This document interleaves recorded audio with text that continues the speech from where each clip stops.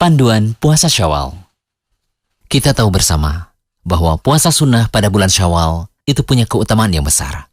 Bagi yang telah berpuasa Ramadan dengan sempurna, lantas mengikutkan puasa 6 hari di bulan Syawal, maka ia akan mendapatkan pahala puasa setahun penuh. Sebagaimana sabda Nabi SAW, barang siapa yang berpuasa Ramadan, kemudian berpuasa 6 hari di bulan Syawal, maka dia berpuasa seperti setahun penuh. Kenapa puasa Syawal bisa dinilai berpuasa setahun? Mari kita lihat pada hadis Sauban bekas budak Rasulullah berikut ini. Dari Rasulullah SAW, beliau bersabda, barang siapa berpuasa 6 hari di bulan Syawal setelah Idul Fitri, maka ia telah menyempurnakan puasa setahun penuh. Karena siapa saja yang melakukan kebaikan, maka akan dibalas 10 kebaikan semisal. Hadis riwayat Ibnu Majah. Al-Hafidz Abu Thahir mengatakan bahwa hadis ini sahih.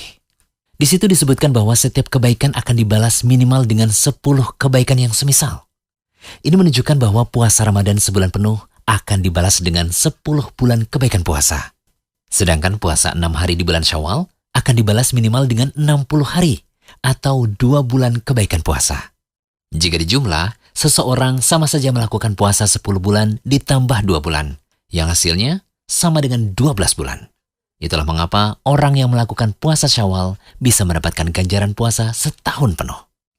Berikut kami rangkum beberapa catatan tentang puasa Syawal. Pertama, puasa sunnah Syawal dilakukan selama 6 hari, sebagaimana disebutkan dalam hadis di awal tadi.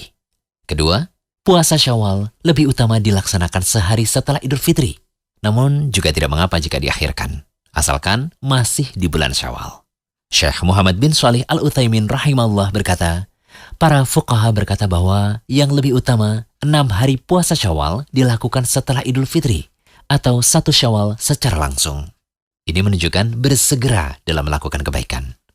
Ketiga, puasa Syawal lebih utama dilakukan secara berurutan.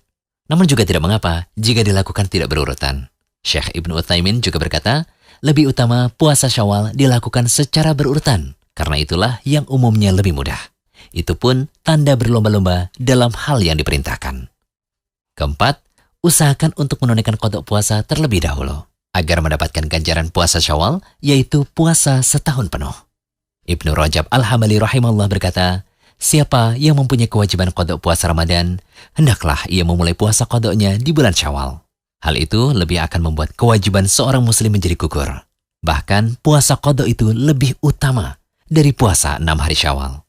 Kelima, puasa Syawal tidak boleh digabungkan dengan qada puasa Ramadan. Kami tegaskan sekali lagi ya, tidak boleh melakukan puasa 6 hari di bulan Syawal dengan niat ganda, yakni menggabungkan puasa sunnah dan mengqada puasa Ramadan yang pernah ditinggalkan. Karena meninggalkan puasa ketika Ramadan, baik karena alasan yang dibenarkan maupun tanpa alasan, itu wajib untuk diqada. Sementara puasa 6 hari Syawal itu hukumnya sunnah. Oleh karena itu, hendaknya orang yang memiliki utang puasa terlebih dahulu mengqada utang puasa Ramadan, baru kemudian melaksanakan puasa sunnah 6 hari bulan Syawal. Keenam, puasa Syawal boleh digabungkan dengan puasa sunnah Ayyamul Bid atau puasa sunnah Senin Kamis. Syekh Muhammad bin Shalih Al-Utsaimin rahimahullah berkata, jika puasa 6 hari Syawal bertepatan dengan puasa Senin atau Kamis, maka puasa Syawal juga akan mendapatkan pahala puasa Senin. Begitu pula puasa Senin atau Kamis akan mendapatkan ganjaran puasa Syawal. Hal ini berdasarkan sabda Nabi SAW, sesungguhnya setiap amal tergantung pada niat, dan setiap orang akan mendapatkan pahala yang ia niatkan. Ketujuh, mengenai niat puasa Syawal, boleh kok berniat di siang hari, tapi selama belum makan dan minum sejak subuh ya, dan boleh membatalkan puasa ketika melakukan puasa sunnah.